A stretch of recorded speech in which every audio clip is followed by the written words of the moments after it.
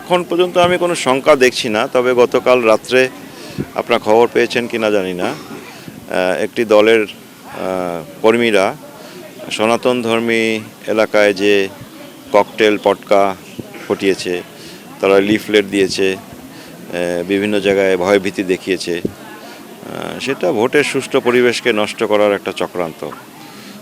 আমাদের নীলফামারী সদরের বিভিন্ন ইউনিয়নে সেটা আমরা বহু রাত সেটার খবর পেয়েছি।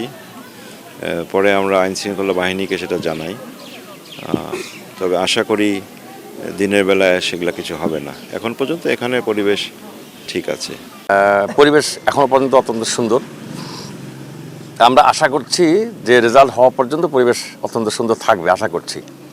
আমরা এই প্রসঙ্গে রিটার্নিং অফিসার এবং জেলা পুলিশ প্রশাসনের সঙ্গে এবং আর্মিদের সঙ্গে একাধিকবার বৈঠক করেছি। তাদেরকে অনুরোধ করেছি যেন নির্বাচন সুষ্ঠু, নিরপেক্ষ এবং অবাধ এবং লেভেল প্লেয়িং ফিল্ড রাখার ব্যাপারে তারা যেন তাদের সর্বোচ্চ সদিচ্ছা প্রকাশ করেন। এই মর্মে তাদেরকে আমরা বলেছি। তারাও একইভাবে আমাদের বক্তব্যের সাথে তারা সম্মতি প্রকাশ করেছেন।